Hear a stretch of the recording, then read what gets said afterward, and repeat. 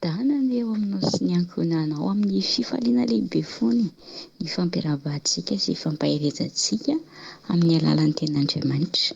Dia indretsika hifampahery satria ny ten'Andriamanitra dia bonne nouvelle na vaovao mahafaly ary manasitrana ny fo maratra, mampitony ny fitaintainana, manitsy raha sendra diso ary mampahery raha sendra reradreraka. Dia tsika hifampahery indray amin'ny alalan'ny ten'Andriamanitra no androany ity. Ten'Andriamanitra izay voarakitra amin'ny Jaona 7 dia raisitsika amin'ny andinin'ny 7 ka hatramin'ny 9. Famelohan'ny zavatra rehetra dia ndelo zasy ianao raha hivavaka hangataka ny tolotsaina avy amin'ny fanamasina mba hahafahantsika mahatakatra indray zavatra tsy ny Jombo ampitaina amiko sy aminao amin'ity androany ity. Dia raha hivavaka tsika. Zanao izay an-danitra, misaotra anao mijery mankalaza manome voninahitra ny anaranao fa mbola nomenao tombon'androm-pahavelomana ka nahatratry ny andro anio indray. Misaotra anao satria tsy misy mihitsy ezaka azonay atao ampitomboana na dia indray sekondra. Eo amin'ny fiainanay iray isan'andro dia mandre fahoriana, fampilazana fahoriana maty ihany kanefa izahay dia mbola velonay mbola afaka miteny, afaka miheno, afaka mandray, afaka mizara. Ka izany no isaoranay ianao fa tsy vitan'ny herinay izany nantanjakay ary tsy izahay no mandidy sy manapaka fa ianao no mahatonga an'izany. Hifonanay aminao Jesosy malala. Izay ataonay mety tsy araka ny sitraponao na amin'ny fihevitra na amin'ny fiteny na amin'ny fihetsika. Mamindrafo aminay Jesosy. Mamelany elikaitary io mandrakariva izay andeharaka ny sitraponao ary avilion ny masonay tsy jery zava-poana ny sofinay tsy heno zavatra tsy tokony henona ankoatra ny teninao sy ny filazan'ny tsaranao.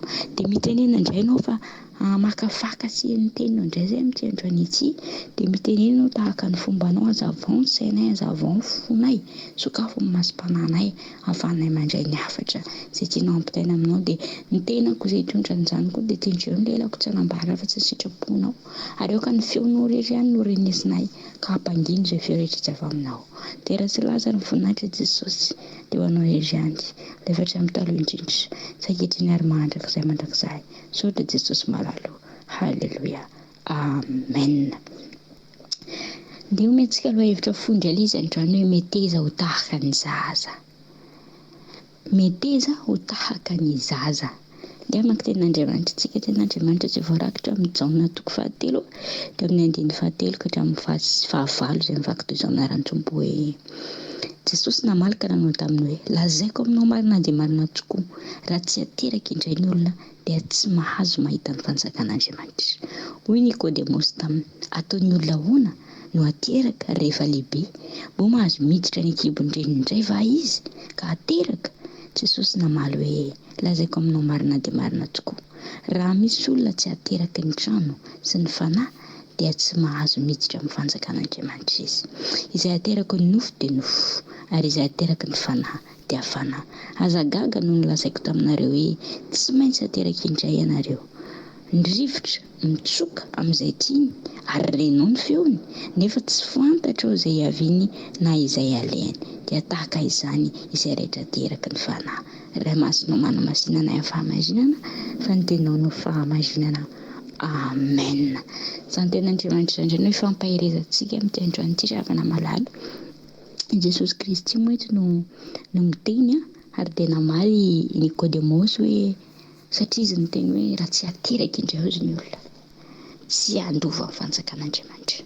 Dia ataon'ny olona efa lehibe ahoana indray ny hiditra any kibon-dreniny ka ateraka indray. Raha jerevana amin'ny lôjika an'izao fiainana izao tokoa dia sarotra be izany hoe ianao efa olon-dehibe tahaka an'izao amin'ny fomba ahoana indray no hiterahan'ny ray aman-dreninao anao indray kanefa ianao efa lehibe. Fa nefany ao amin'Andriamanitra misy antony daholo ny zavatra rehetrarehetra ary Andriamanitra dia manana solution foana. Tsaroa fatao amin'ny sahedenitsika tonga lafatra tao ny nisainy Adama sy Eva nanany ny ampy tsisy nahory kanefa nivoaka niala tao amin'izany toeran'izany tsika. Tian'Andriamanitra indray no hamerina tsika amin'izany sahedeny izany, izany hoe tsy misy fahoriana, tsy misy ranomasy, tsy misy fijaliana. Hitantsika any amin'ny Apokalipsy ihany mihitsy izany hoe ho fafana ny ranomasy farany. tsisy zavatra mahorona antsika tsona rehefa hiverina antsika ao amin'le edena izay nametran'Andriamanitra antsika fony vahagola. Ka izay mahatonga anazy miteny manana moyen foana Andriamanitra. Ka eto hoe ratsy ateraka indray, tsy le ateraka ara-nofo fa manazava izy eo ambambany hoe izay ateraka ny nofo izy dia nofo, ary izay ateraka ny fanahy dia fanahy. Nateraka ny nofo sika voalohany rehefa tonga teto tany torotoroan'i Dada Sineny dia tonga nofo zasy ianao, satria Dada Sineny dia nofo.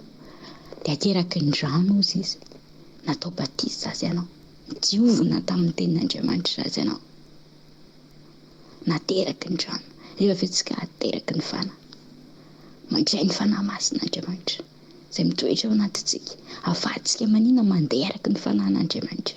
Sarotra ho an'ny olona tsy manana ny fanahin'Andriamanitra no mandeha amin'ny fanahin'Andriamanitra. Izay no mahatonga antsika misy zavatra ataontsika ezaka ara-nofo, ataontsika ezaka amaintsika tsika, fa tsy tonga mihitsy. Misy fahotana tena tenenina hoe efa 5 taona rangasa ny tao amin'io fahotana io fa mifady hanina ary dia miverina foana io na mivavaka ary miverina foana io. Fa ahoana? Satria tsy nomenao mihitsy Jesosy ny hanao opération an'ilay action, fa ianao manao ezaka araka ny tenanao. Manao ezaka araka ny tenantsika dia reraka foantsika, fa rehefa Jesosy no manafaka antsika dia afaka tokoa tsika. Fa ilay izy koa mila finiavana, tena mila finiavana ilay izy, tena ekenao ve ny hanafahan'i Jesosy ianao amin'ny zavatra anankiray. Nisy vehivavy indray mandeha nalana devoly, devoly fitsangajangana, nalana devoly misy fanamanam-bady zay nefa izy ty rehefa faran'ny herinandro miditra boaty dia mijangajanga ihany.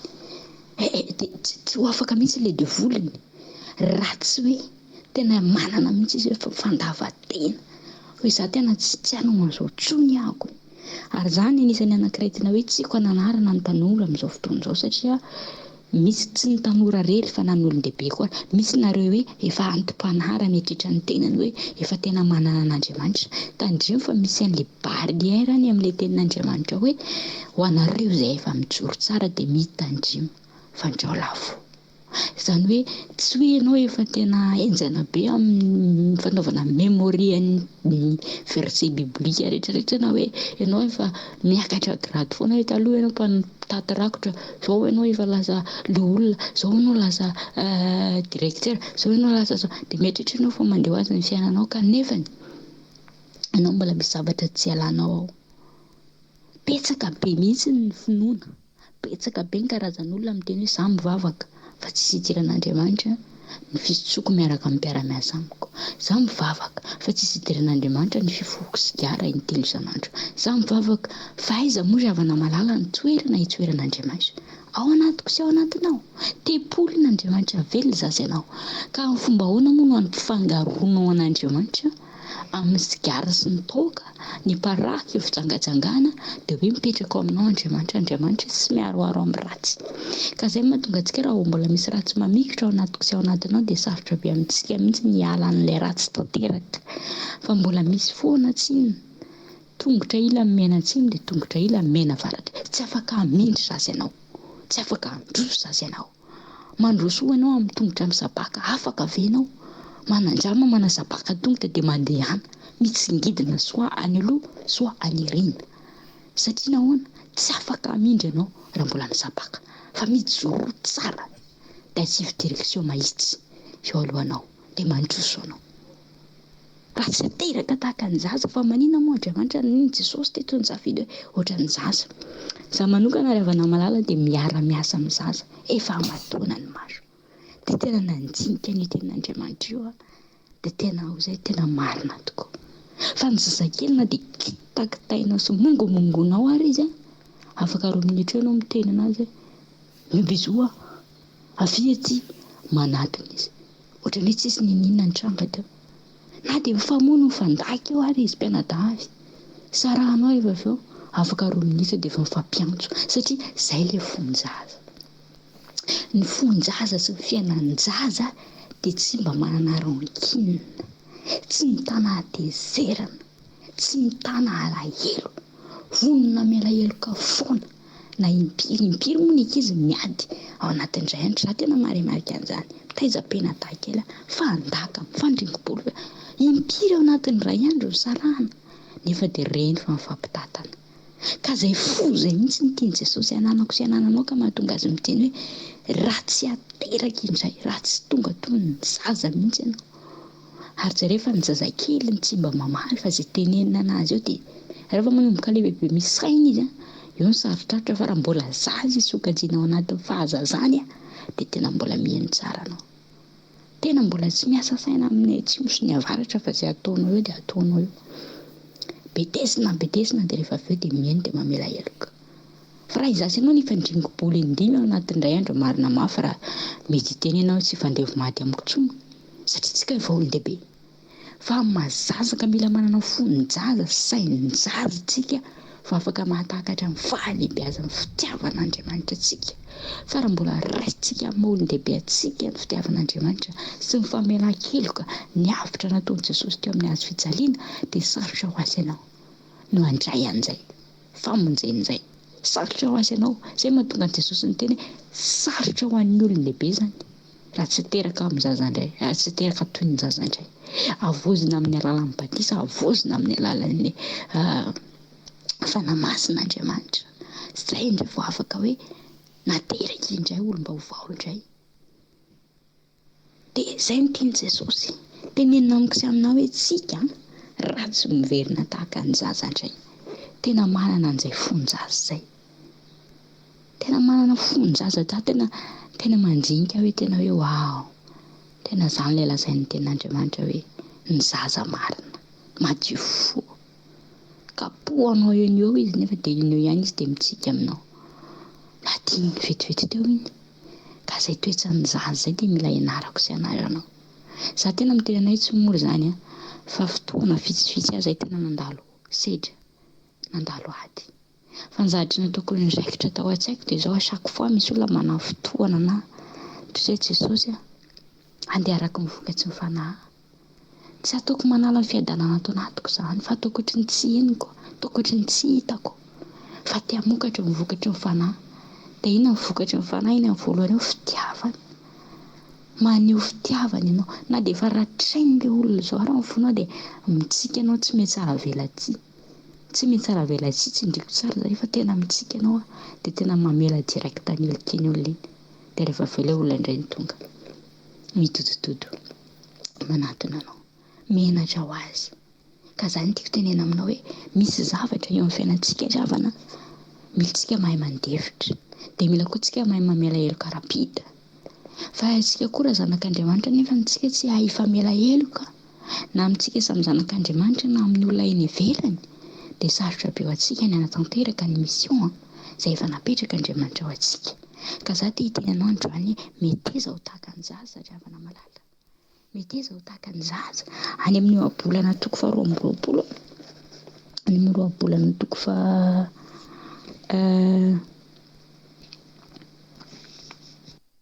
ohabolana toko faha 12 dia ny andininy fahaenina hoe zaro amin'ny lalana tokony alehan'ny zaza ka na rehefa antitra aza izy dia tsy mba hiala aminy izany, satria ny zaza izay zavatra ampianarana ho azy iny dia iny no raisiny, dia iny no ianarany, dia iny no entiny mandram-pahalehibeny.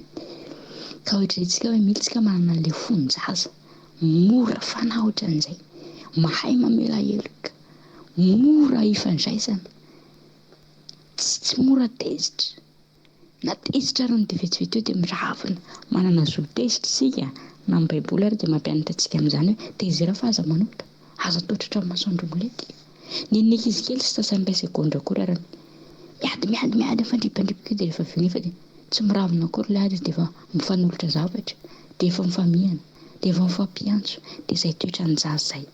Ary za tena mitsoa vavolombelona aminao hoe za miara-miasa miaraka ny zaza dia tena mandinika an'izay ary izay tena naharesy lahatra anao hoe wow, hany ka lasa filamatra ho aho, lasa fianarana ho aho, aina mitranga dia tonga ao an-tsaiko foana mety aiza ho tahaka ny zaza, mety aiza ho tahaka ny zaza. Fa raha tsy tahaka ny zaza zay ianao tsy hatanteraka ilay tenin' Jesosy hoe na impito amin'ny fitopolo manota aminao ary ny rahavavinao na ny anadahinao dia tokony ho avelanao raha tsy manana toe-pony zaza zasa ianao, tsy manana an'izay kapasite izay hay amela heloka.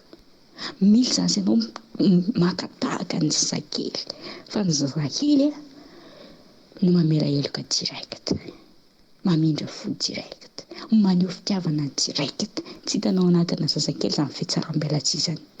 Fa ny zaza rehefa mitomany tezitra mitomany, rehefa faly mikakakaka, fa tsy mety tsara velatsiny zazakely. Dia izay koa toe-positra izay natokany ananako izay anananao, ka tsy hampahery anao antrany hoe mety aiza ho ataon'ny zaza e, dia tsika tena hoe hianatra ny toetra ny zazakely izay.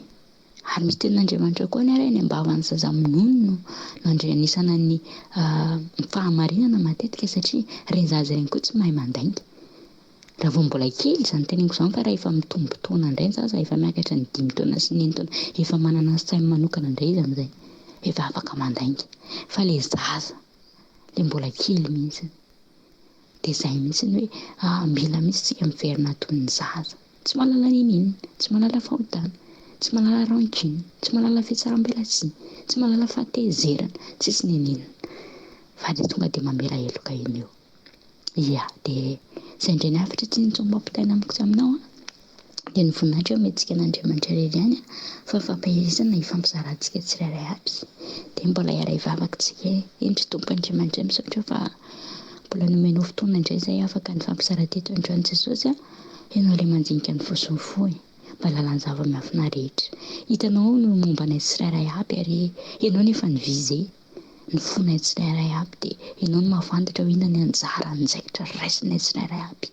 Manoloana ny teninao izay ndraisinay teto indray dia ampianaro izay Jesosy ho tahaka anao, ho tahaka anao tena hoe mora fo, ho tahaka anao malemy fanahy, ho tahaka ny zaza mahay mamela heloka, mahay mamindra fo, maneho fitiavana mandrakariva ary tsy mitana alahelo. Tompo malalo dia feno fonay sy ny sainay ahafahanay manatao miteraka an'izany zavatra rehetra fa tsy vitanay amin'ny herinay izany. Fa nareo mpianatra teo alohanay ary ireo apôstôly teo alohanay dia niteny ampitomboy ny finoanay, ka izany koa nangatanay Jesosy malala hoe ampitomboy ny finoanay hoentinay manatao miteraka an'izany zavatra rehetra, mba ahafahan'ny voninahitra miverina aminao rery ihany, ahafahan'ny laza miverina aminao, ilainao tompony tompo sy mpanjaka ny mpanjaka, zanak'Andriamanitra velona, tompony nisy fahefana. Saotra Jesosy malalo ny amin'ny zavatra rehetra, dia hirizony tsirairay aby aminaranao no nahasoa ny havana izany vavaka izany. Saotra Jesosy, haleloia, amen. Mahereza aza kivy tsy ianao Jesosy, amen.